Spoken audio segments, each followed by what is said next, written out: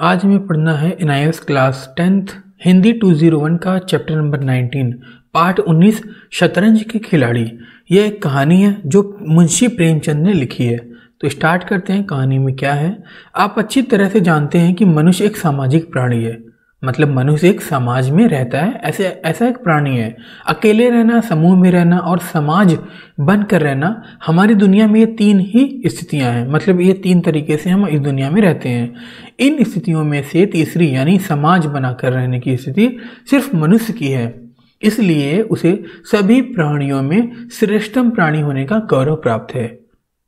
मनुष्य को देश और समाज के अनेक रूपों में बहुत कुछ मिलता है, इसलिए उसका भी यह कर्तव्य है कि वह तन, मन और धन सभी तरीकों से ऋण से मुक्त होकर जो कर्ज है जो नेचर ने इसे दिया है उस ऋण से मुक्त होने का प्रयास करें। मतलब नेचर को भी हमें देना चाहिए, प्रकृति को भी हमें देना चाहिए। लेकिन बहुत से मनुष्य अपने इस कर्तव्य का पालन करने में रुचि नहीं दिखाते, इंटरेस्ट नहीं देते और अपना पेट भरने, अपने शौक पूरे करने, अपनी सुख सुविधाओं का आनंद लेने में लगे रहते हैं। जब किसी देश की शासन व्यवस्था में या शासन व्यवस्था से जुड़े लोग ऐसा करते हैं तो ये बीमारी जनता तक भी पहुंच जाती है और देश बर्बाद या पराधीन हो जाता है। ऐसे ही विषय पर हमें सोचने को मजबूर करती है कहानी शतरंज के खिलाड़ी जो मुंशी प्रेमचंद ने लिखी है। तो उद्देश्य का इस कहानी का पाठ का देखते हैं। शासक वर्ग की विलासिता से होने वाली परिणामों का विवेचन कर सकेंगे। शासक वर्ग मतलब जो देश पर या उस राज्य में शासन कर रहा है उसको हम शासक वर्ग कहते हैं। उसकी विलासिता मतलब लग्जरी लाइफ, मतलब जितनी भी सुख वाली चीज़ें हैं जैसे बड़ी बड़ी बिल्डिंग हो गई, कार, सारी फैसिलिटीज़, वो होता है विलासिता से होने वाले परिणाम, उससे जो उसका नतीजा होता है उसको हम विवेचन कर सकेंगे। मतलब उसके बारे में हम खोज खबर या समझ सकेंगे कि कैसे क्या है ये। देश और समाज के प्रति कर्तव्य पालन की आवश्यकता पर विचार कर सकेंगे। देश और समाज के प्रति क्या कर्तव्य पालन है, उसकी क्या ज़रूरत है, इस पर हम विचार व्यक्त कर सकेंगे। पात्रों के चरित्र की विशेषताओं का उल्लेख कर सकेंगे। इस कहानी में जो पात्र हैं उनके कैरेक्टर कैसे हैं उसके बारे में हम बता पाएंगे। कहानी के परिवेश को स्पष्ट कर सकेंगे, कहानी का क्या परिवेश है। हिंदी भाषा के हिंदुस्तानी स्वरूप की विशेषता बता सकेंगे। हम हिंदी के मुहावरे का अपने लेखन में प्रयोग कर सकेंगे। कहानी के मूल संदेश का उल्लेख कर सकेंगे। तो अभी कहानी है हाशिए पे, इसका अर्थ है विलासिता का मतलब शानो शौकत, आमोद प्रमोद का मतलब होता है मौज मस्ती, पिनक मतलब होता है नशा, मजलिस मतलब सभा या महफिल कह सकते हैं हम।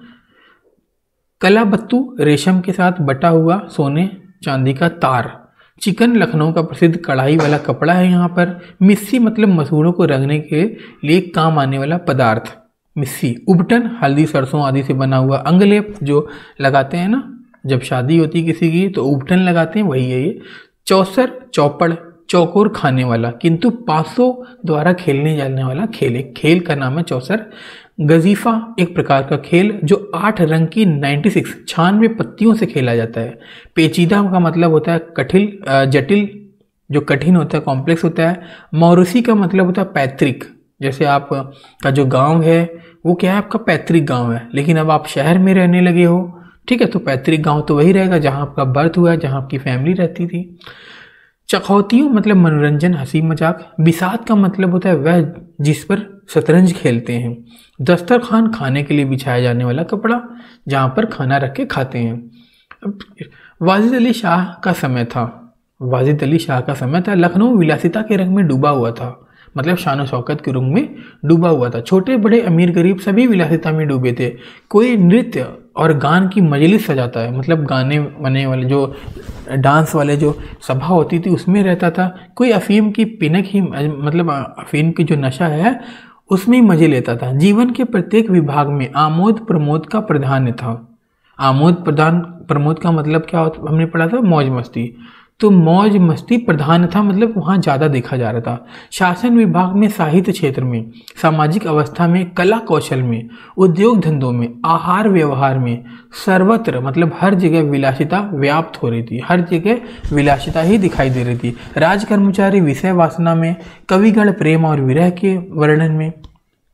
राज्य के जो कर्मचारी थे वो विषय वासना में थे और जो कविगण थे प्रेम और विरह मतलब प्रेम और विरह के वर्णन में लगे हुए थे। कारीगर कलाबत्तू और चिकन बनाने में। कलाबत्तू रेशम का जो कपड़ा है ना, तार जो था वो, और चिकन जो लखनऊ कपड़ा होता है, लखनवी कपड़ा, ठीक है, बनाने में बिजी रहते थे। व्यवसायी जो थे वो सुरमा बनाने में, इत्र बनाने में, मिस्सी या उपटन का रोजगार करने में लिप्त थे। सभी की आंखों में विलासिता का मद छाया हुआ था। सभी की आंखों में विलासिता का मद छाया हुआ था, है ना। सब लोग इसी में नशे में डूबे हुए थे, विलासिता में। संसार में क्या हो रहा है इसकी किसी को खबर न थी। बटेर लड़ रहे थे, तीतरों की, बटेर वो जानवर होते हैं, तीतर की भी लड़ाई पाली बदी जा रही थी। कहीं चौसर बिछी हुई है, पौ 12 का शोर मचा हुआ है। जो खेलने का एक वर्ड होता है वो है पौ 12। कहीं शतरंज का घोर संग्राम छिड़ा हुआ है, मतलब बहुत ही ज़्यादा कंपटीशन है, लड़ाई हो रही है, मतलब कंपटीशन हो रही है शतरंज के खेल में। राजा से लेकर रंक तक, राजा और नौकर जो प्रजा है, सभी इसी धुन में मस्त थे। यहाँ की फ़कीरों को पैसे मिलते थे तो वे रोटियां न लेकर अफीम या मादक पदार्थ पीते थे। शतरंज, ताश, गजीफा खेलने के लिए से बुद्धि तीव्र होती है, तेज होती है, दिमाग तेज होता है, विचार शक्ति, जो थॉट्स आते हैं वो जल्दी हो जाते हैं, विकास हो जाता है उन सब चीज़ों का।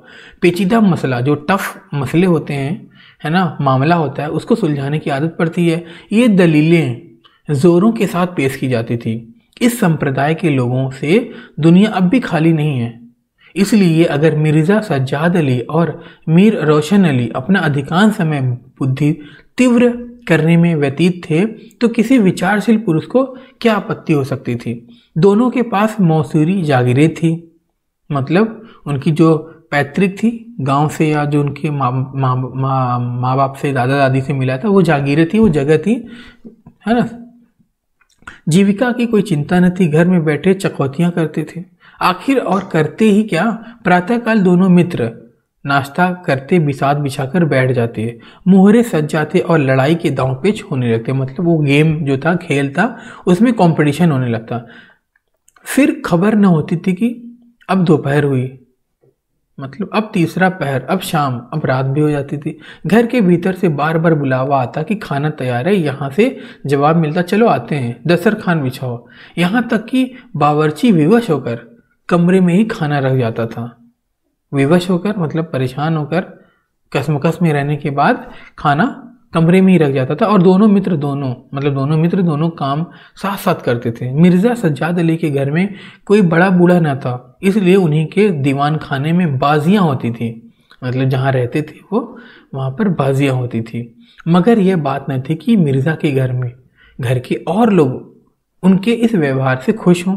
घर वालों का तो ये कहना ही था क्या, मोहल्ले वाले घर के नौकर चाकर तक नित्य द्वेषपूर्ण टिप्पणियों किया करते थे। मतलब ये जो गलत कमेंट होते थे वो करते थे। बड़ा मनहूस खेल है, घर को तबाह कर देता है। खुदा ना करे किसी को इसकी चाट पड़े, मतलब किसी को इसकी आदत लगे। आदमी दिन दुनिया किसी के काम का नहीं रहता, न घर का न घाट का, बुरा रोग है। यहाँ तक कि मिर्ज़ा की बेगम को इससे इतना द्वेष था कि अवसर खोज खोज कर पति को लताड़ती थी, पर उनको इसका अवसर मुश्किल से मिलता था। वह सोती रहती थी, तब तक बाजी बिछ जाती थी, और रात को जब सो जाती, देखो यहाँ पर ये सारी चीज़ें सब लोग कर रहे हैं ना, कितनी अच्छी पेंटिंग है। आगे चलते हैं। जब सो जाती थी बेगम, तब कहीं मिर्ज़ा जी घर में आते थे। हाँ, नौकरों पर वह अपना गुस्सा उतारती रहती थी। क्या पान मांगे हैं, कह दो आकर ले जाएं, खाने की फुर्सत नहीं है, ले जा कर खाना सिर पर पटक दो, चाहे है ना खाएं या चाहे कुत्ते को खिलाएं। पर रूबरू वे भी कुछ न कह सकती थी, मतलब सामने सामने कुछ वो भी नहीं कह सकती थी। हाँ, उनको अपने पति से उतना मलाल ना था, है ना, मतलब अफसोस ना था जितना मीर साहब से। उन्होंने उनका नाम मीर बिगाड़ू रख छोड़ा था, मीर साहब के बजाय मीर बिगाड़ू रख दिया था। शायद मिर्ज़ा जी अपनी सफाई देने के लिए सारा इल्ज़ाम मीर साहब ही के सर पर थोप देते थे कि भाई इनकी गलती है। एक दिन बेगम साहबा के सिर में दर्द होने लगा, ठीक है। उन्होंने लौंडी से कहा, मतलब अपनी लड़की से कहा, जाकर मिर्ज़ा साहब को बुला ला, किसी हकीम के यहाँ से दवा लाएं, दौड़कर जल्दी कर। लौंडी गई, मतलब लड़की गई, तो मिर्ज़ा जी ने कहा, चल अभी आते हैं। बेगम साहब का मिजाज गर्म था, इतनी ताब कहाँ की, उनके सिर से सिर में दर्द हो और पति शतरंज खेलता रहे। चेहरा सुर्ख हो गया, सुर्ख मतलब लाल हो गया। लौंडी से जाकर कहा, लौंडी यहाँ पर लड़की या जो काम करने वाली उसको भी कहते हैं, जाकर कहा अभी चलिए, नहीं तो वे आप ही हकीम के यहाँ चली जाएंगी, खुद ही चली जाएंगी। मिर्जा जी की बड़ी दिलचस्प बाजी खेल रहे, मिर्जा जी बड़ी दिलचस्प बाजी खेल रहे थे उस समय। 2 ही किस्तों में मीर साहब की मात हुई जाती। झुझलाकर बोले, क्या ऐसा दम लबों पर है, जरा सब्र नहीं होता? किस समझते हो? चाल शतरंज के खेलों में राजा को घेरने की किसी मोहरे द्वारा दी गई चुनौती, जो वो हम चाल चलते हैं ना, वो है ये। ठीक है। लब का मतलब क्या होता है? होंठ। चलो आगे देखते हैं। मीर कहते हैं, अरे तो जाकर सुन ही आइए ना, औरतें नाजुक मिजाज की हैं, कोमल स्वभाव की हैं। मिर्जा जी, हाँ चला क्यों ना जाऊं, 2 किस्तों में आपकी मात होती है। मतलब अब ये सोच रहे हैं कि यार मैं तो इसको हरा रहा हूं, तो इसलिए हमें कह रहा है। मीर जनाब, इस भरोसे ना रहिएगा, वह चाल सोची है कि आपके मोहरे धरे रहें और मात हो जाए। पर जाइए सुनाइए, क्यों खामखा उनके दिल दुखाइएगा, मतलब बेकार में बेवजह क्यों उनका दिल दुखाइएगा, मैंने तो पहले से सोच रखा कि आपको कैसे हराना है। मिर्जा, इसी बात पर मात ही करके जाऊंगा। अच्छा, अब ये और तन गए कि तुमने सोच रखा, देखता हूँ कैसे तुम हराओगे, अब मैं नहीं जाता। मीर, मैं खेलूंगा ही नहीं, आप जाकर सुनाइए। अब मिर्जा, अरे यार जाना पड़ेगा हकीम के यहाँ, सिर दर्द खाक नहीं है, मुझे परेशान करने का बहाना है। मतलब सिर दर्द नहीं है, कुछ भी नहीं है, बस परेशान करने का बहाना है। मीर, कुछ भी हो, उनकी खातिर तो करना ही या करनी ही पड़ेगी। मिर्जा, अच्छा एक चला और चल लूँ? मीर, हरगिज नहीं, जब तक आप सुन न आएंगे मैं मोहरों के साथ हाथ ही ना लगाऊंगा। मिर्जा साहब मजबूर होकर अंदर गए तो बेगम साहिबा ने त्योरियां बदलकर, ठीक है, त्योरियां बदलकर लेकिन कराहते हुए कहा, तुम्हें निगोड़ी शतरंज इतनी प्यारी है, चाहे कोई मर ही जाए पर उठने का नाम नहीं लेते। नौज, कोई तुम जैसा आदमी हो, नौज मतलब ईश्वर, ईश्वर ना करे। ठीक है, चलो आगे चलते हैं। निगोड़ी का मतलब होता है स्त्रियों के लिए प्रयुक्त एक गाली, है ना। यहाँ प्यार भरा संबोधन था, मतलब प्यार से निगोड़ी कह रहे थे। चलो आगे चलते हैं। मिर्जा, क्या कहूँ मीर साहब मानते ही न थे, बड़ी मुश्किल से पीछा छुड़ा कर आया हूँ, अब बताओ ऐसी बातें कर रही हैं। बेगम, क्या जैसे वह खुद निखट्टू हैं, निखट्टू मतलब बेकार है, उनके पास कोई काम धाम नहीं है, वैसे ही सबको समझते हैं। उनके भी तो बाल बच्चे हैं, या सबका सफाया कर डाला, मतलब सबको ख़त्म कर डाला। मिर्ज़ा बड़ा लती आदमी है, बड़ा लती आदमी है, जब आ जाता है तो मजबूर होकर मुझे खेलना पड़ता है। देखो ऐसी बातें कर रहे हैं। बेगम, दुत्कार क्यों नहीं करते, मतलब भगा क्यों नहीं देते? मिर्ज़ा, बराबर के आदमी हैं, उम्र में दर्जे में मुझसे 2 अंगुल ऊँचे, मुलाहिजा करना ही पड़ता है। मुलाहिजा मतलब लिहाज करना पड़ता है, इज्जत करना पड़ता है।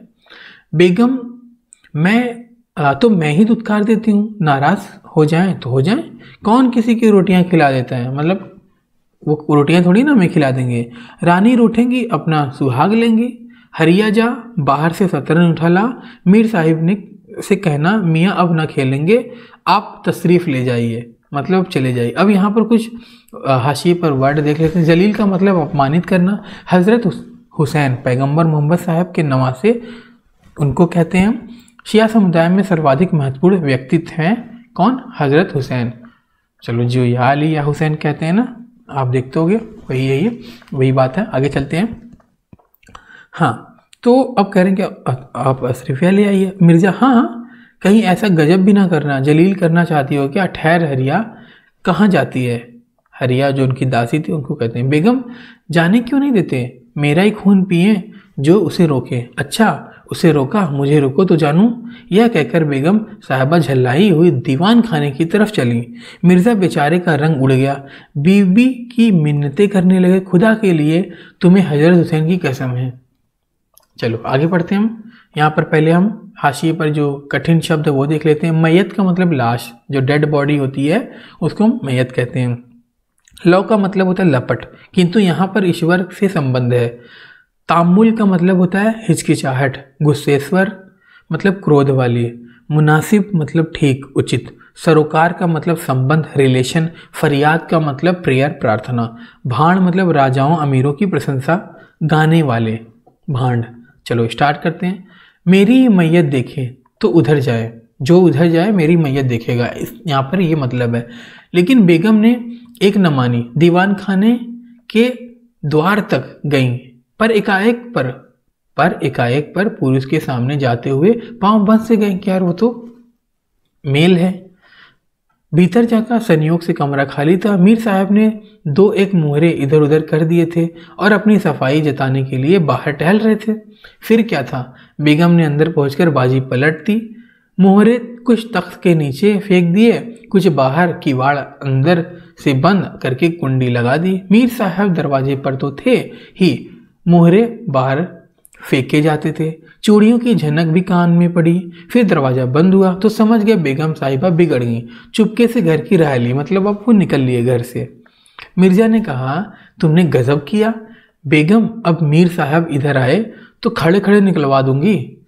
इतनी लौ खुदा से लगाते तो वली हो जाते, मतलब इतनी प्यार जो है खुदा से करते तो आप उनके वली हो जाते, ठीक है, मतलब चेले हो जाते खुदा के।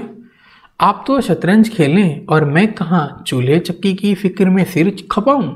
जाते हो हकीम साहब के यहाँ कि अब मैं तामुल है, अब भी तामुल है, ठीक है, तामुल मतलब हिचकिचाहट, अभी भी हिचकिचा रहे हो या जाते हो। मिर्जा घर से निकले तो हकीम के घर जाने के बदले मीर साहब के घर पहुंचे और सारा वृत्तांत कहा, मतलब सारी बातें बताई। फिर मीर साहब बोले, मैंने तो जब मोहरे बाहर आते देखे तभी ताड़ गया, मतलब तभी समझ गया और वहाँ से फौरन भागा। बड़ी गुस्से स्वर मालूम होती है, मगर आपने उन्हें तो सिर चढ़ा रखा है, यह मुनासिब नहीं। इन्हें इसका क्या मतलब कि आप बाहर क्या करते हैं, घर का इंतजाम करना उनका काम है, दूसरी बातों से उन्हें क्या सरोकार, उन्हें क्या मतलब। मिर्जा, खैर यह तो बताइए अब कहाँ जमाव है, मतलब कहाँ खेलेंगे। मीर, इसका क्या गम है, इतना बड़ा घर पड़ा हुआ है, बस यहीं जमे, मतलब यहीं शुरू कर देंगे खेलना। लेकिन मिर्ज़ा बेगम साहिबा को कैसे मनाऊं, घर पर बैठा रहता था तब तो इतना बिगड़ती थी, यहाँ बैठक होगी तो शायद जिंदा ना छोड़ेगी, मतलब मार डालेगी। मीर कहते हैं, अजी बकने भी दीजिए, 2-4 रोज में आप ही ठीक हो जाएंगी, मतलब खुद ही ठीक हो जाएंगी। हाँ, आप इतना कीजिए कि आपसे जरा तन जाइए, आप इतना कीजिए कि आज से जरा तन जाइए, मतलब आप थोड़ा एटीट्यूड में रहिए उनके सामने, दबिए मत। राज्य में हाहाकार मचा हुआ था, राजा दिन दहाड़े लूटी जाती थी, मतलब प्रजा जो है वो दिन दहाड़े लूटी जाती थी, कोई फरियाद सुनने वाला न था। देहातों की सारी दौलत लखनऊ में खींची आती थी, मतलब आसपास के जो गांव देहात थे वहाँ का सारा जो पैसा था वो लखनऊ में आ रहा था, और वह वेश्याओं में, भांडों में और विलासिता के अन्य अंगों की पूर्ति में उड़ जाती थी। वेश्याओं जो भांडों जो अभी हमने वहाँ पर मतलब पढ़ा था, देख लेते हैं एक बार फिर से। राजाओं और अमीरों का प्रशंसा गाने वाले उसको भांड कहते हैं, है ना। विलासिता आपको शान शौकत पढ़ा था हमने वहाँ पर कि अन्य अंगों की पूर्ति में उड़ जाती थी। अंग्रेज कंपनी का ऋण दिन ब दिन बढ़ता जाता था, कमली दिन दिन भीग कर भारी हो जाती थी। देश में सुव्यवस्था न होने के कारण वार्षिक कर भी वसूल न होता था।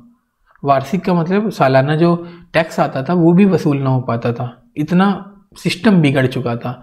रेजिडेंट बार बार चेतावनी देता था, पर यहाँ तो लोग विलासिता के नशे में चूर थे, किसी के कानों पर जूं न रेंगती थी। रेजिडेंट ब्रिटिश सरकार का अफसर उसको कहते हैं। खैर, मीर साहब के दीवान खाने में शतरंज होते कई महीने गुजर गए। नए नए नक्शे हल किए जाते, नए नए किले बनाए जाते, नित नाच नई व्यूह रचना होती। कभी कभी खेलते खेलते झौड़ ही हो जाती, तू मैं की नौबत आ जाती, पर शीघ्र ही दोनों मित्रों में मेल हो जाता। कभी कभी ऐसा भी होता कि बाजी उठा दी जाती, मिर्जा जी रूठ कर अपने घर चले जाते, है ना। जो वहाँ पर खेलते थे, आपस में लड़ाई होती थी, मिर्जा जी वापिस चले जाते थे, मीर साहब अपने घर में जा बैठते। पर रात भर की निद्रा के साथ सारा मनोमालिन्य शांत हो जाता। मनोमालिन्य का मतलब मन मैला होना, वो खत्म हो जाता था। प्रातःकाल दोनों मित्र दीवान खाने में वापस आ जाते थे। एक दिन दोनों मित्र बैठे हुए शतरंज की दलदल में गोते खा रहे थे, मतलब खेल रहे थे। कितने में घोड़े पर एक सवार बादशाही फौज का अफसर मीर साहब का नाम पूछता हुआ आ पहुंचा। मीर साहब के होश उड़ गए। यह क्या बला सिर आ गई, मतलब क्या परेशानी आ गई। यह तलबी किस लिए है, मतलब आदेश पूर्वक जो बुलाता है ना, उसको हम तलबी कहते हैं। अब खैरियत नज़र नहीं आती, अब खैरियत नहीं लग रहा कि मेरा हालचाल सही रहेगा। घर के दरवाजे बंद कर दिए, नौकरों से बोले कह दो घर में नहीं है। सवार घर में नहीं है तो क्या, तो कहाँ है। सवार जो था वो कहता घर में नहीं है तो कहाँ है। नौकर, यह मैं नहीं जानता, क्या काम है।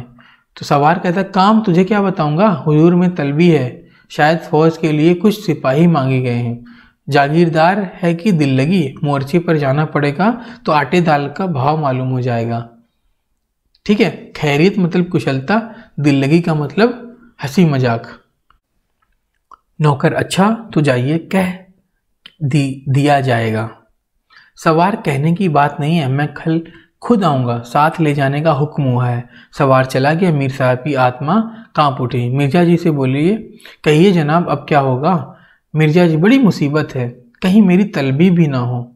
है ना, तलबी का मतलब क्या देखा था आपने, आदेशपूर्वक बुलावा, मतलब कहीं मेरा बुलावा ना हो। मीर कमबख्त कल फिर जाने को कह गया है ना, कि कल फिर आऊँगा। मिर्जा, आफत है और क्या, कहीं मोर्चे पर जाना पड़ा तो बेमौत मरे। है ना। मीर, बस यही एक तदबीर है कि घर, मतलब एक उपाय कि घर पर मिलो ही नहीं। कल गोमती पर कहीं वीराने में नक्शा जमे। गोमती नदी है वहाँ पर लखनऊ में, तो वहाँ पर कहीं जहाँ खाली जगह हो, वीरान हो, वहाँ पर नक्शा जमे, मतलब वहाँ पर हम शतरंज खेलें। है ना। वहाँ किसे खबर होगी, हजरत आकर आप लौट जाएंगे। है ना, मतलब वो आएगा और वापस ही लौट जाएगा। मिर्जा कहते हैं, वल्लाह आपको खूब सूझी, इसके सिवाय और कोई तदबीर है ही नहीं। वल्लाह का मतलब क्या, खूब। ठीक है, चलो और भी देख लेते हैं टफ वर्ड जो है यहाँ पर। मुंह अंधेरे मतलब प्रातः काल होने से पूर्व, तड़के जिसे कहते हैं। गिलोरियां मतलब पान के बीड़े, जो पान खाते हैं ना, पान को घुमा के एक छोटा सा बना लेते हैं, उसको हम कहते हैं गिलोरियां। वीरान का मतलब होता है सुनसान। चिल्लम, आपने कितनी बार सुना होगा चिल्लम, तंबाकू पीने की मिट्टी का पात्र। संग्राम क्षेत्र, लड़ाई का मैदान। मुलाजिम मतलब कर्मचारी। आफत मतलब परेशानी, विपत्ति। खौफ पता या डर। चकमा देना मतलब चतुराई पूर्वक ध्यान हटाना। दूसरे दिन से दोनों मित्र मुंह अंधेरे घर से निकल खड़े होते हैं। बगल में एक छोटी सी दरी दबाए, डिब्बे में गिलोरियां भरे, गोमती पार्क की एक पुरानी वीरान मस्जिद में चले जाते हैं। ठीक है, जिसे शायद नवाब आसिफुद्दौला ने बनवाया था। रास्ते में तंबाकू, चिल्लम, मदरिया ले जाते और मस्जिद में पहुंचे। दरी बिछा हुक्का भरकर शतरंज खेलने बैठ जाते थे। फिर उन्हें दिन दुनिया की फिक्र ना रहती। किस्त, शह आदि तो एक दिन शब्दों के सिवा उनके मुंह से और कोई वाक्य नहीं निकलता था। कोई योगी भी समाधि में इतना एकाग्र ना होगा, मतलब समाधि जब होती है तो कोई योगी होता है बिल्कुल एक कॉन्सेंट्रेट करता है ना एक जगह, तो ऐसा और कोई नहीं करता। इतनी ज़्यादा ये एकाग्र करके खेलते थे। दोपहर को जब भूख मालूम होती तो दोनों मित्र किसी नानबाई की दुकान पर जाकर खाना खाते और एक चिल्लम हुक्का पीकर फिर संग्राम क्षेत्र में डट जाते, मतलब वहाँ पर खेलने लगते। कभी कभी तो उनके भोजन का भी ख्याल ना रहता, इधर देश की राजनीतिक दशा भयंकर होती जा रही थी। कंपनी की फौजें लखनऊ की तरफ बढ़ी चली आ रही थी। शहर में हलचल मची हुई थी। लोग बाल बच्चों को लेकर देहातों में भाग रहे थे। पर हमारे दोनों खिलाड़ियों की इसकी जरा भी फिक्र न थी। वे घर से आते तो गलियों में से होकर, डर था कि कहीं किसी बादशाही मुलाजिम की निगाह न पड़ जाए जो बेकार में पकड़े जाएं। हजारों रुपए सालाना की जागीर मुफ्त की हजम करना चाहते थे। एक दिन दोनों मित्र मस्जिद के खंडहर में बैठे शतरंज खेल रहे थे। मीर की बाजी कुछ कमजोर थी। मिर्जा साहब उन्हें किस्त पर किस्त दे रहे थे, मतलब हरा रहे थे। इतने में कंपनी के सैनिक आते हुए दिखाई दिए। वह गोरों की फौज थी जो लखनऊ पर अधिकार जमाने के लिए आ रही थी। मीर साहब बोले, अंग्रेजी फौज आ रही है, खुदा खैर करे। मिर्जा कहते हैं, आने दीजिए, किस्त बचाइए या किस्त। मीर कहते हैं, जरा देखना चाहिए कहीं आड़ में खड़े हो जाएं, मतलब हम बच जाएंगे खड़े होकर। मिर्जा कहते हैं, देख लीजिएगा, जल्दी क्या है। फिर किस्त की बात करने लगे। मीर कहते हैं, तोप खाना भी है, कोई 5000 आदमी होंगे, कैसे कैसे जवान हैं, लाल बंदरों के से मुंह, सूरज देखकर खौफ मालूम होता है। मतलब अंग्रेजों का जो चेहरा होता है जिस तरह से होता है वो यहाँ पर ये बताया जा रहा है। और लगभग 5000 आदमी है वहाँ पर, ठीक है, और जवान है मतलब वो लोग। मिर्जा जनाब हिले न कीजिए, है ना, ये चकमे किसी और को दे दीजिएगा। यह किस्त, मतलब किस्त पे किस्त दिए जा रहे थे। मीर आप भी अजीब आदमी हैं, यहाँ तो शहर पर आफत आई हुई है और आपको किसकी सूझी है? कुछ इसकी भी खबर है कि शहर घिर गया तो घर कैसे चलेंगे? चलो मिर्जा, जब घर चलने का वक्त आएगा तो देख लीजिएगा, देखा जाएगा। यह किस्त अब की शह से मात है, मतलब अब ये खत्म, हराने की लास्ट चाल है, इस तरह का सेंस है यहाँ पर। फौज निकल गई, 10 बजे का समय था, फिर बाजी बिछ गई। मिर्जा आज खाने की कैसे ठहरेगी? मीर कहते हैं अजी आज तो रोज़ा है, रोज़ा जो है ना रमज़ान के महीने में फास्ट रखते हैं वो है, क्या आपको ज़्यादा भूख मालूम होती है? मिर्जा कहते हैं जी नहीं, शहर में न जाने क्या हो रहा है। मीर कहते हैं शहर में कुछ न हो रहा होगा, लोग खाना खाकर आराम से सो रहे होंगे। हुजूर नवाब साहब भी ऐशगाह में होंगे, मतलब जहाँ ऐश करते हैं, आराम करते हैं, वहाँ पर होंगे। दोनों सज्जन फिर जो खेलने बैठे, 2-3 बज गए। अब की मिर्जा जी की बाजी कमज़ोर थी, 4 का गजर बज ही रहा था, मतलब 4 का घंटा बज ही रहा था कि फौज की वापसी की आहट हुई, है ना। नवाब वाजिद अली पकड़ लिए गए थे और सेना उन्हें किसी अज्ञात स्थान को लिए जा रही थी। शहर में ना कोई हलचल थी, ना मार काट, एक बूंद भी खून का नहीं गिरा था। आज तक किसी स्वाधीन देश, है ना, स्वाधीन देश के राजा की प्रजा इतनी शांति से इस तरह से खून बहे बिना ना हुई थी, है ना। स्वाधीन देश मतलब जो आज़ाद या इस तरह का जो देश होता है, यह एक अहिंसा न थी जिस पर देवगढ़ प्रसन्न होते। यह वह कायरपन था जिस पर बड़े बड़े कायर भी आंसू बहाते हैं। अवध के विशाल देश का नवाब बंदी चला जाता है और लखनऊ ऐश की नींद में मस्त था। यह राजनीतिक अधपतन की चरम सीमा थी, मतलब यह राजनीतिक गिरावट सी खत्म थी। चलो मिर्जा ने कहा हुजूर नवाब साहब को जालिमों ने कैद कर लिया है। मीर कहते हैं होगा, यह लीजिए शह, मतलब अभी गेम में अभी भी लगे हैं। मिर्जा कहते हैं जनाब जरा ठहरिए, इस वक्त इधर तबीयत नहीं लगती, बेचारे नवाब साहब इस वक्त खून के आंसू रो रहे होंगे। जालिम का मतलब अत्याचारी होता है, हादसा का दुर्घटना, मातम का मतलब शोक होता है। मीर रोया ही चाहिए, यह ऐश वहां कहाँ नसीब होगा, यह किस्त, मतलब किस्त पे किस्त दिए जा रहे हैं। मिर्जा किसी के दिन बराबर नहीं जाते, कितनी दर्दनाक हालत है। मीर कहते हैं हाँ सो तो है, यह लो फिर किस्त, अब की किस्त में मात है, बच नहीं सकते। मिर्जा कहते हैं खुद की कसम आप बड़े बेदर्द हैं, इतना बड़ा हादसा देखकर भी आपको दुख नहीं होता, हाय गरीब वाजिद अली शाह। मीर कहते हैं पहले अपने बादशाह को तो बचाइए, फिर नवाब साहब का मातम कीजिएगा। मतलब जो गेम खेल रहे थे उसमें बादशाह को वो तो बचा लीजिए। चलो यह किस्त और यह मात, लाना हाथ, मतलब भी हरा दिया था। बादशाह को लिए हुए सेना सामने से निकल गई। उनके जाते ही मिर्जा ने फिर बाजी मारी, मतलब फिर हराया। मरसिया मतलब शोक गीत होता है। चलो हार की चोट बुरी होती है। मीर ने कहा आइए नवाब साहब के मातम में एक मरसिया कह डालें, मतलब एक शोक गीत कह डालें। लेकिन मिर्जा की राजभक्ति अपनी हार के साथ लुप्त हो चुकी थी। वे हार का बदला चुकाने के लिए अधीर हो रहे थे। शाम हो गई, खंडहर में चमगादड़ों ने चीखना शुरू किया। अबाबिल मतलब एक पक्षी है, आकर अपने अपने घोंसले में चिमटी, ठीक है। अच्छा, पर दोनों खिलाड़ी डटे थे, मानो दो खून के प्यासे सुरमा आपस में लड़ रहे हों। मिर्जा 2-3 बाजियां लगातार हार चुके थे। इस चौथी बाजी का रंग भी अच्छा न था, मतलब ये भी हारने वाले थे। वो बार बार जीतने का दृढ़ निश्चय कर संभल कर खेलते थे, लेकिन एक न एक चाल ऐसी बेढब आ पड़ती थी जिससे बाजी खराब हो जाती थी। हर बार हार के साथ प्रतिकार की भावना, मतलब बदले की भावना और भी उग्र होती और तेजी से होती थी। उधर मीर साहब मारे उमंग की गज़लें गाते थे, गज़ल होता है ना, चुटकियां भी लेते थे, मजे लेते थे, मानो कोई गुप्त धन पा गए हों, मतलब छिपा हुआ धन पा गए हों।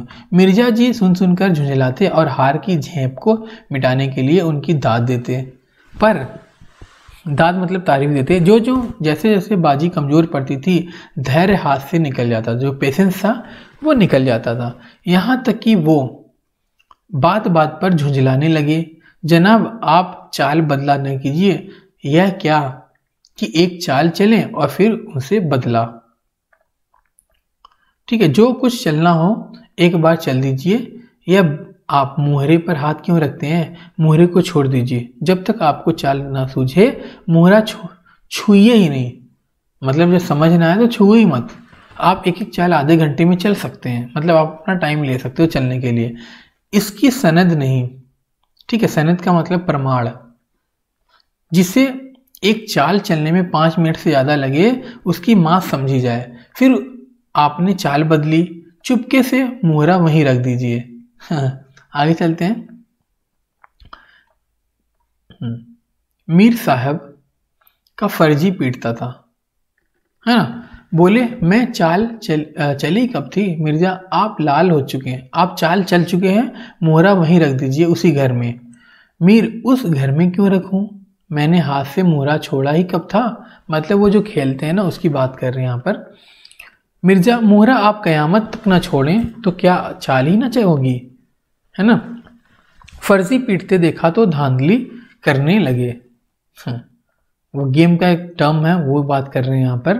मीर धांधली आप करते हैं, हार जीत तकदीर से होती है, धांधली करने से कोई नहीं जीतता।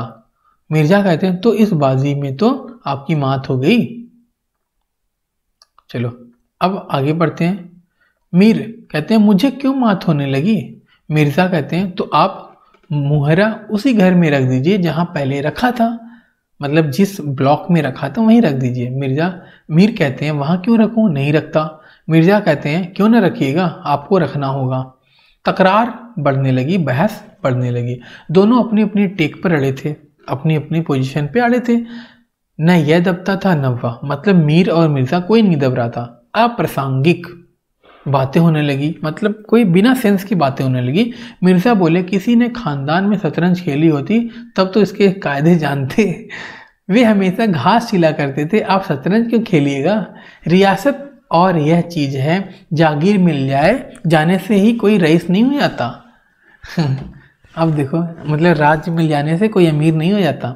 मीर कहते हैं क्या घास आपके अब्बा जान छीलते होंगे, यहाँ तो पीढ़ियों से शतरंज खेलते चले आ रहे हैं, मतलब अब इन दोनों की लड़ाई बहुत ज़्यादा होगी।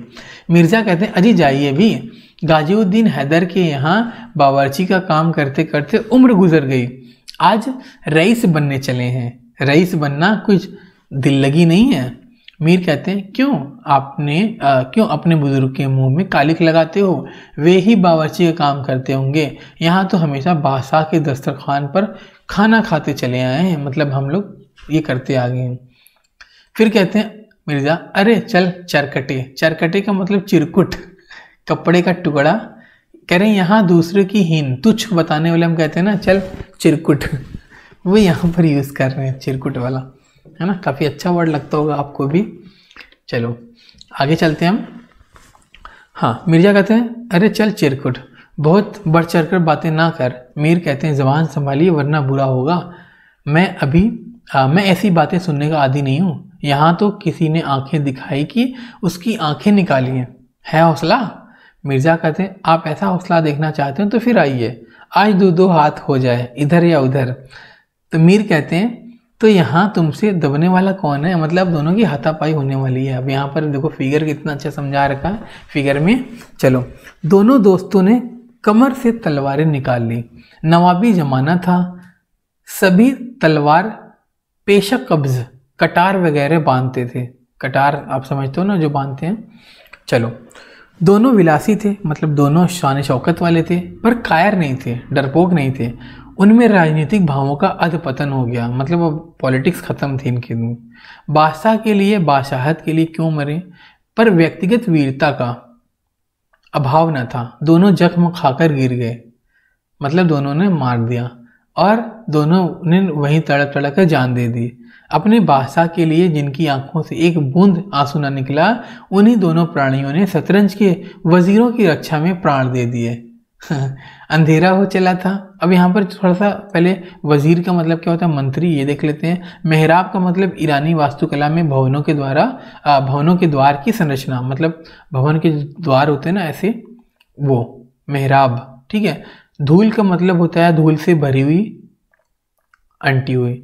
हाँ, अंधेरा हो चला था, बाजी बिछी हुई थी, दोनों बादशाह अपने अपने सिंहासनों पर बैठे हुए थे, मानो इस दोनों वीरों की मृत्यु पर रो रहे हैं। मतलब बादशाह जो चेस था ना, जो वहाँ पर शतरंज था, शतरंज के दोनों बादशाह वहीं पर खड़े थे, बाकी ये दोनों वीर मर गए थे, तो इन दोनों के लिए वो रो रहे थे, दोनों शतरंज में बादशाह। यहाँ पर ये मतलब है। चारों तरफ सन्नाटा छाया हुआ था, खंडहर की टूटी हुई मेहराबें, गिरी हुई दीवारें और धूल धूसरित मीनारें इन लाशों को देखती हुई सिर धुनती है, मुंशी प्रेमचंद ने लिखा था। अब यहाँ पर क्रियाकलाप है 19.1। इसमें कह रहे हैं कि वाक्यों पर ध्यान दीजिए। क्या है? भारतीय सैनिक सिर हथेली पर रखकर युद्ध कर रहे हैं। दूसरा है उनके पांव कब्र में लटके हैं, पर मोह माया के पीछे दौड़ना नहीं छोड़ा। यहाँ यह तो आप जानते हैं कि सिर को हथेली पर रखकर नहीं लड़ा जा सकता। इसी तरह यदि पांव कब्र में लटके हैं, मतलब खत्म होने वाली जिंदगी खत्म होने वाली है, तो दौड़ा जा सकता है।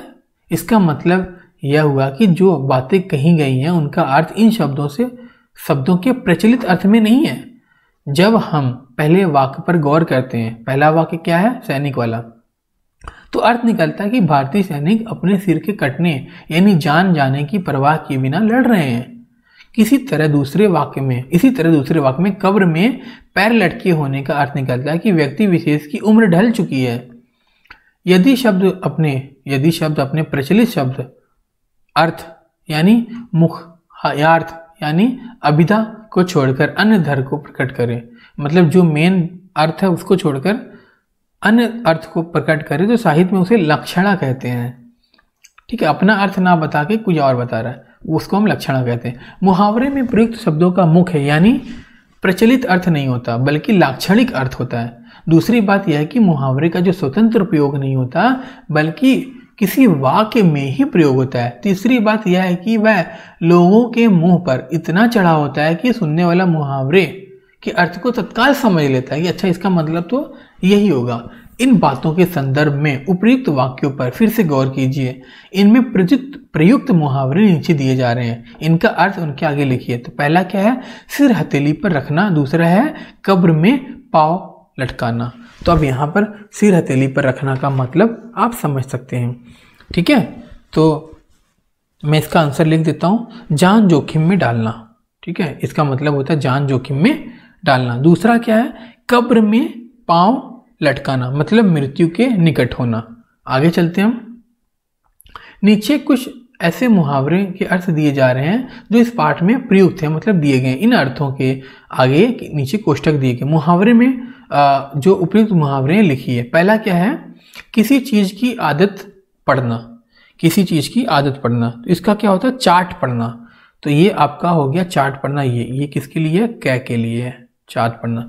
दूसरा क्या? इरादा भाप जाना। इरादा भाप जाना का मतलब ताड़ जाना, तो ताड़ जाना ये आ गया आपका ख का मतलब सेकंड का। ठीक है, उसके बाद तीसरा है कठोरता से पेश आना। कठोरता से पेश आने का मतलब होता है तन जाना, तो तन जाना तीसरा यहाँ पर है। उसके बाद चौथा है आपका झगड़ा होना। झगड़ा होना का मतलब तू तू मैं होना, तो तू तू मैं ना आपका ये रहा। ठीक है, चौथा। उसके बाद है आपका बहुत तकलीफ में होना, मतलब बहुत परेशानी में होना, उसका मतलब होता है खून के आंसू रोना, तो आपका ये पांचवा हो गया। छठा किसी बात की चिंता न होना, मतलब कमली भारी होना या दीन दुनिया की फिक्र ना होना, तो दीन दुनिया की फिक्र ना होना ये सही है। ठीक है, आगे चलते हैं हम। आइए समझे। बहादुर कहानी को पढ़ते हुए आप जान चुके हैं, आपने बहादुर कहानी पहले पढ़ी होगी, जान चुके कहानी की मुख्यतः कथा वस्तु, पात्र जो कैरेक्टर हैं, चरित्र चित्रण जो उसका, संवाद, भाषा शैली और परिवेश के आधार पर समझा जाता है। कहानी को इन तत्वों के आधार पर समझने की शुरुआती आधुनिक कहानी के आरंभिक दौर में हुई है ना? शुरुआती आधुनिक कहानी के आरंभिक दौर में हुई है, मतलब जो मॉडर्न डेज होते हैं, मॉडर्न या नई कहानी, आधुनिक कहानी जो है उसकी शुरुआती आरंभिक दौर में हुई है। बाद में इस कहानी विधा का विकास हुआ, तो कहानीकारों ने अपनी बात कहने के लिए अलग अलग अंदाज अपनाए। इसलिए बाद की कहानियों में इन सभी तत्वों में से कभी कहीं ना किसी को तो कभी किसी दूसरे की प्रमुखता मिलती रही है, मतलब पहले किसी और को, दूसरा किसी और को, इस तरह से। बहादुर कहानी में बहादुर का चरित्र प्रमुख था, तो शतरंज के खिलाड़ी में परिवेश। आइए इस कहानी पर विचार करें। तो कथा वस्तु में कह रहे हैं कि आप शतरंज के खिलाड़ी कहानी को ध्यानपूर्वक पढ़ चुके हैं। आपने गौर किया होगा कि कहानी की शुरुआत एक भूमिका से होती है और इस भूमिका के बाद कहानी के मुख्य पात्र मीर और मिर्जा हमारे सामने होते हैं। दरअसल यह भूमिका इस कहानी की मूल कथा वस्तु को समझने के लिए बहुत आवश्यक है। यहाँ कहानीकार पराधीन भारत के लिए प्रमुख सत्ता केंद्र लखनऊ के सामाजिक राजनीतिक वातावरण की चर्चा करते हैं, मतलब उसके बारे में बताते हैं। फिर उसके बाद कह रहे हैं इस चर्चा में शासक वर्ग से लेकर आम जनता तक को विलासिता यानी अय्याशी डुबा देता है ना। छोटे बड़े सभी नाच गाने जो हमने ऊपर पढ़ा था ना, जितने भी लोग थे सब लोग इसी काम में जुटे हुए हैं। काम धंधा कुछ था नहीं, लोग अपना अय्याशी में ज़िंदगी खराब कर रहे थे, है ना। तो इस तरह की बातें यहाँ पर हमने पढ़ी थी। अब लोग शतरंज खेलते थे, उनका ये मानना था कि शतरंज खेलने से दिमाग तेज हो जाती है, आप अच्छे से सोच पाओगे। तो जो कठिन मामले थे उसको सुलझाने में भी बड़ी आसानी होती थी, ऐसी इनकी थिंकिंग थी, वो करते भी थे, है ना। लेकिन दूसरी तरफ अंग्रेजों का ज़्यादा हावी हो रहा था सब कुछ, तो राजनीतिक अधपतन का भी चरम सीमा था यहाँ पर। तो प्रेमचंद बताते हैं कि जिस देश का जिम्मेदार वर्ग अगर लापरवाह हो जाए, भोग विलास में डूब जाए, तो वो देश जो है गुलाम होने लगता है और गुलाम होने से कोई नहीं बचा सकता। तो ये कहानी भी वही है कि देश को दासता से बचाने के लिए, नौकर से होने से बचाने के लिए हर एक व्यक्ति को अपनी जिम्मेदारी में होना चाहिए। मिर्जा सज्जाद अली और मीर रोशन अली कहानी के तो पात्र हैं ना, इनके माध्यम से मुंशी प्रेमचंद ने वर्ग की प्रवृत्ति, जो वर्ग है, क्लास है, वहाँ पर जो लोग हैं, उनकी एक्टिविटी को बताया गया कि इनकी एक्टिविटी कैसी है। तो इनकी एक्टिविटी आत्मघाती भी होती है, मतलब संकट आने के समय जो जोखिम होने के डर से स्वार्थी हो जाए, देश का संकट हमारा भी संकट बन जाएगा। मतलब अगर देश में परेशानी आए और हम छुपने लगे तो हम भी तो परेशान होंगे, देश खत्म तो हम भी खत्म। इस कहानी में राजा प्रजा की दुखद स्थिति का भी चित्रण किया गया है। प्रजा जो है, विशेष रूप से गांव में रहने वाले लोग, किसानों से कर के रूप में वसूला गया धन लखनऊ के नवाबों और दरबारियों की झूठी शान शौकत और उनकी विलासिता को खर्च कर दिया जाता था। मतलब गांव से जो पैसे थे, मतलब पैसे का मतलब जो धन था और जो खाने पीने का सामान था, वो सारे लखनऊ में झूठे शोने शौकत के लिए दिखाते थे। फिर कह रहे हैं तत्कालीन नवाबों की अपनी गरीब जनता की कोई फिक्र नहीं थी। इसी बात का फायदा अंग्रेजों को मिला। तो उन्होंने क्या किया, धीरे धीरे जो राजा थे, नवाब थे, वाजिद अली शाह को कैद कर लिया उन्होंने। ठीक है, इस तरह से धीरे धीरे आपने देखा कि क्या क्या हुआ था, है ना। तो मार काट भी नहीं हुई, सीधे सीधे राजा को इन्होंने बंद कर लिया, प्रजा अपने आप इनके अंडर में आ गई। फिर कह रहे हैं वास्तव में शासक वर्ग में जो जोश और उबाल होना चाहिए था वह था ही नहीं वहाँ पर, है ना। यही तो हमने कहानी में देखा। प्रेमचंद ने इस स्थिति पर बड़ा ही मार्मिक व्यंग किया था। क्या कहकर, आज तक किसी स्वाधीन देश के राजा की पराजय इतनी शांति से इस तरह खून बहे बिना न हुई। यह वह अहिंसा न थी जिस पर देवगढ़ प्रसन्न होते, यह वह कायरपन था जिस पर बड़े बड़े कायर भी आंसू बहाते हैं। अवध के विशाल देश का नवाब बंदी चला जाता था और लखनऊ ऐश की नींद में मस्त था। मतलब जो राजा है उसको ले जाते थे और लोग आपस में मस्त हैं, उन्हें किसी को फर्क ही नहीं पड़ता। यह राजनीतिक अधपतन की सीमा थी। जानते हैं इस कहानी के माध्यम से प्रेमचंद क्या कहना चाहते हैं। प्रेमचंद ने इस कहानी के माध्यम से हमारे देश के गुलाम होने की प्रक्रिया और उसके कारणों की ओर संकेत किया कि हमारे जो देश था वो किस तरह से गुलाम हुआ। अब क्रियाकलाप 19.2 में कह रहे हैं कि शतरंज के खिलाड़ी कहानी से 3 ऐसे वाक्य दिए जाते हैं जिनकी मुहावरों का प्रयोग है। उनमें प्रयुक्त दिए हुए मुहावरे और उनके अर्थ भी दिए जा रहे हैं। इन मुहावरों का प्रयोग करते हुए वाक्य बनाइए।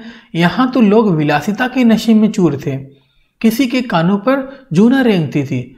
मतलब अब यहाँ पर पहला दिया है, कानों पर जू न रेंगना, किसी बात पर ध्यान न देना, किसी बात का असर न होना। इसका हमें आंसर लिखना है।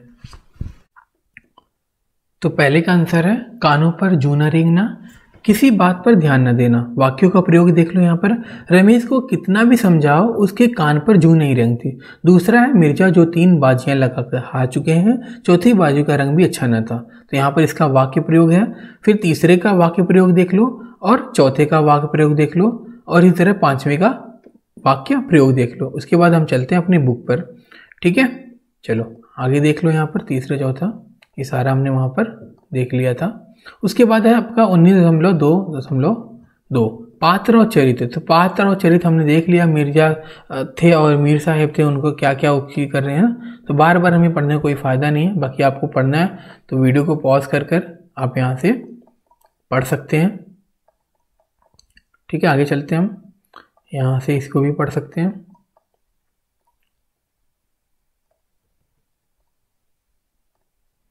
ठीक है, अब यहाँ पर आ गया क्वेश्चन आपका सर्वाधिक उपयुक्त। तो शतरंज के खिलाड़ी के माध्यम में दिखाया गया है। तो क्या दिखाया गया है ये आप देख सकते हैं। पहला है अंग्रेजी शासकों का दमन, अंग्रेजी शासकों का दमन। उसके बाद क्या है आपका भारतीय शासकों का पतन। उसके बाद है शतरंज के खेल का महत्व, हारने वाले खिलाड़ियों का द्वेष। तो इसका आंसर क्या हो जाएगा, भारतीय शासकों का पतन। तो आपका ये सही है, आपका भारतीय शासकों का पतन। मिर्जा साहिब में मीर साहब के प्रति प्रतिकार की भावना आती जाती रही, क्योंकि वे क्या थे। ये 4 ऑप्शन है, तो इसका जो ऑप्शन नंबर 6 है, वे शतरंज में लगातार हार ही रहे थे। ठीक है, उसके बाद आगे चलते हैं हम। तीसरा है वाजिद अली शाह के बंदी बनाए जाने पर मिर्जा और मीर कोई मलाल नहीं था, क्योंकि अब क्योंकि के बाद इसमें शतरंज का बादशाह अधिक महत्वपूर्ण था इनके लिए, इसीलिए था। ठीक है, अब हम देखते हैं संवाद योजना।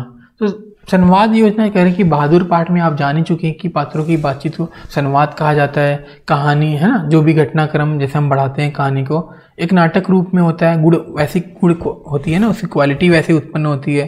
तो सेम वैसी बातें यहाँ पर भी की हैं। ठीक है, तो आगे चलते हैं हम। आपको पढ़ना तो वीडियो को पॉज करके पढ़ सकते हैं इसे। ठीक है, जो हमने पढ़ रखा उसको एक्सप्लेन किया इन्होंने। अब क्रियाकलाप 19.3 है। इसमें कह रहे हैं कि आप कुछ मुहावरे और उनके अर्थों से परिचित हो चुके हैं।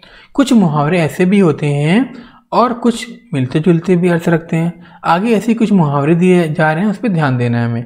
कह रहे हैं किसी बात का असर न होना। किसी बात का असर न होना का मतलब क्या होता है, कान पर जूं ना रेंगना। बिल्कुल सही बात है, कान पर जूं ना रेंगना। ठीक है, अच्छा आगे फिर क्या है, भाग कर ओझल हो जाना, मतलब रफू चक्कर हो जाना, 9 2 11 हो जाना। और एक क्या है, सिर पर पैर रखकर भागना। तो क्रियाकलाप 19.3 का आंसर यहाँ पर लिखा हुआ है। किसी बात का असर न होना मतलब कान पर जूं ना रेंगना, चिकना घड़ा होना, कान में तेल डालकर बैठना। दूसरा है भाग कर ओझल होना, इसका मतलब 9 2 11 होना, रफू चक्कर होना, सिर पर पैर रखकर भागना। अब कह रहे हैं आप नीचे कुछ अर्थ दिए गए हैं, इन अर्थों के उपयोग 3 मुहावरे कोष्ठक में छाट कर लिखिए। आश्चर्यचकित रह जाना, बहुत परिश्रम करना। उसके बाद दिया हुआ है दुश्मन को परास्त करना, बर्बाद करना, अत्यधिक प्रिय होना। तो यहाँ पर इसका आंसर देख लीजिए, ठगे से रह जाना, चिकना घड़ा होना, कान में तेल डालकर बैठना, एड़ी चोटी का जोर लगाना, आकाश पाताल एक करना। ठीक है, तो वीडियो को पॉज कर कर इसे आप देख सकते हैं। हम चलते हैं अपने चैप्टर में। ठीक है, तो इसका आंसर हमने लिख रखा था। आगे चलते हैं। देश काल और वातावरण कह रहे हैं कि आप यह जान ही चुके हैं कि शतरंज के खिलाड़ी एक वातावरण प्रधान कहानी है। मतलब क्या चल रहा वातावरण में, मेन वो कंटेंट है। इस तरह की कहानियों में केंद्रक के वातावरण होता है। कहानी के अन्य तत्व भी वातावरण की ही अभिव्यक्ति करते हैं, मतलब वो दिखाते हैं। इस कहानी में जितनी भी घटनाएं होती हैं अवध की हैं। अवध राज्य का वातावरण इसमें अभिव्यक्त हुआ है। कहानी में जिस समय का वर्णन है वो 1857 के आसपास की है, जब पहली आज़ादी की लड़ाई लड़ी गई थी। आप जानते हैं कि भारत इतिहास में 1857 का क्या महत्व है। 1857 में हमारा पहले स्वाधीनता आंदोलन हुआ था, मतलब आज़ादी की लड़ाई के लिए आंदोलन हुआ था। ठीक है, फिर कह रहे हैं कि यह आंदोलन सफल न हो पाया और भारत अंग्रेजों का पूरी तरह से गुलाम हो गया। इस कहानी में भारत के राज्यों में से एक अवध के पतन की प्रक्रिया चित्रण है।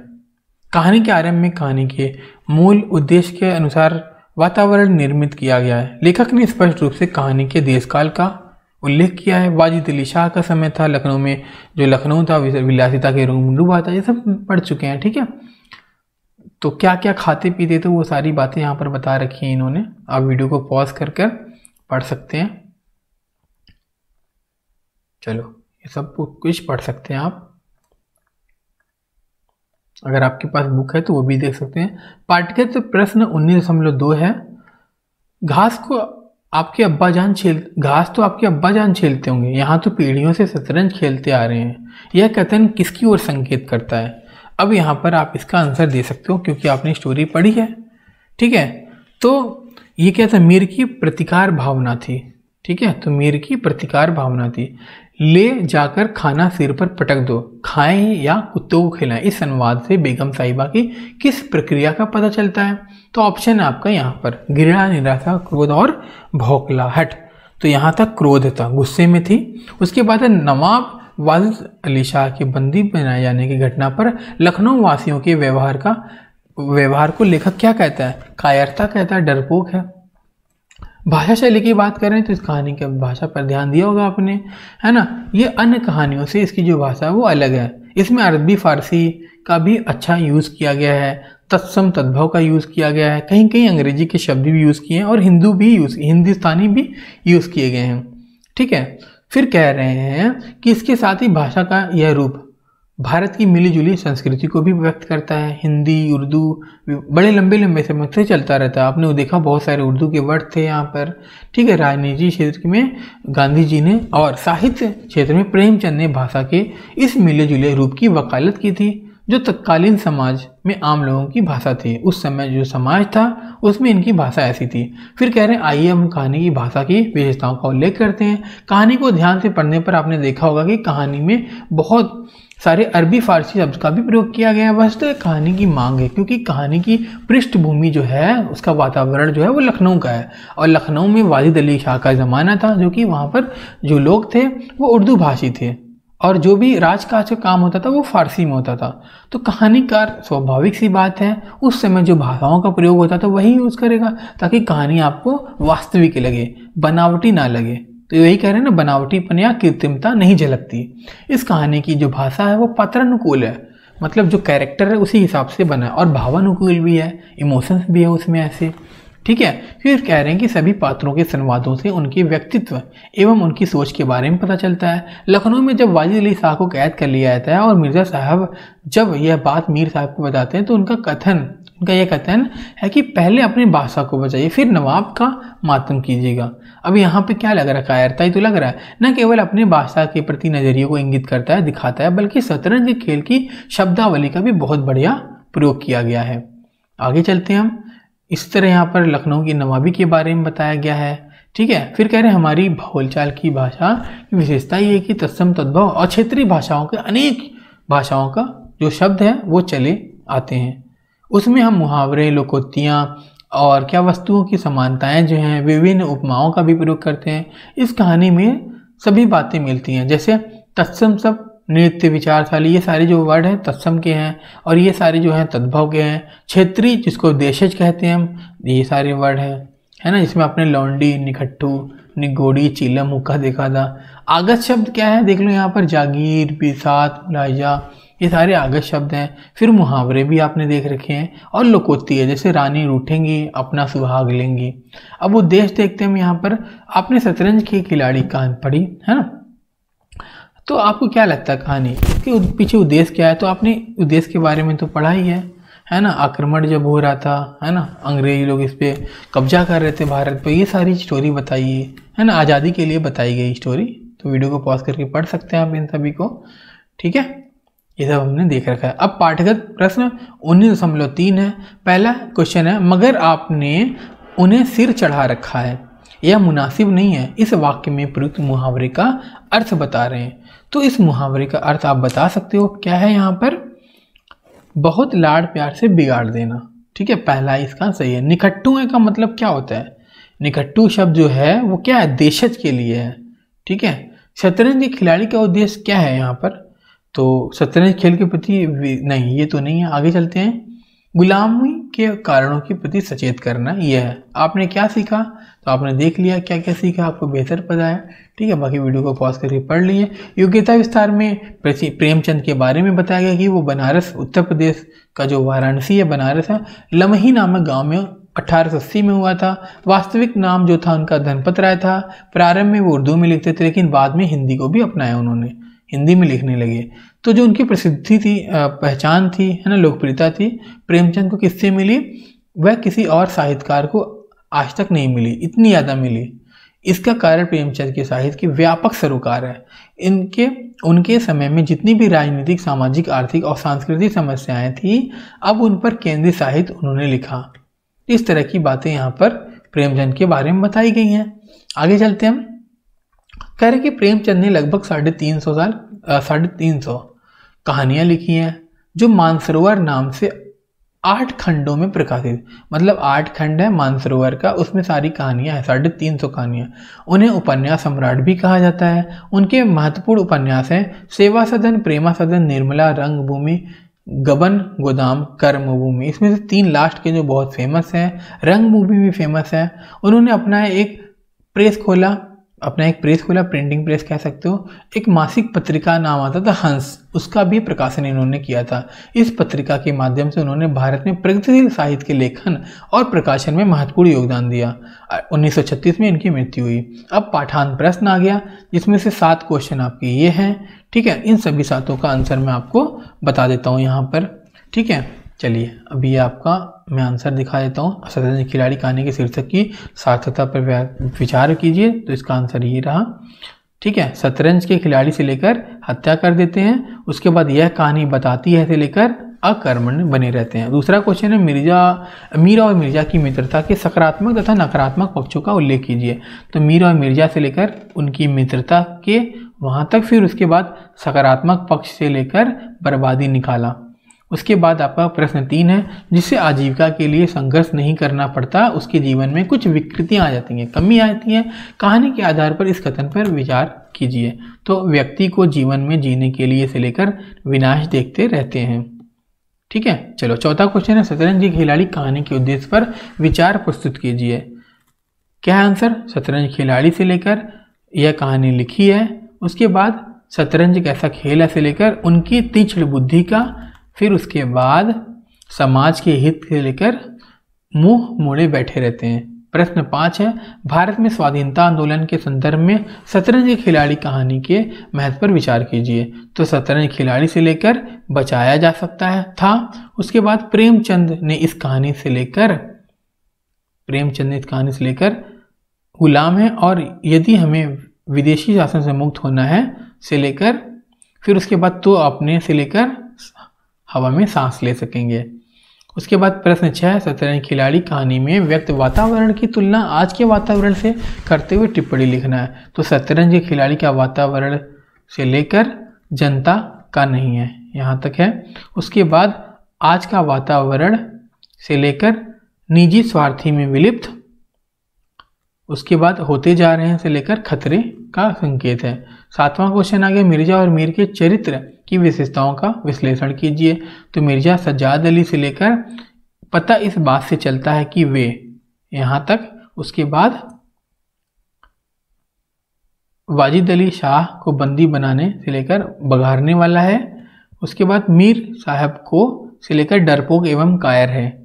फिर मिर्जा को बेगम के गुस्से से लेकर स्वार्थी व्यक्ति का है।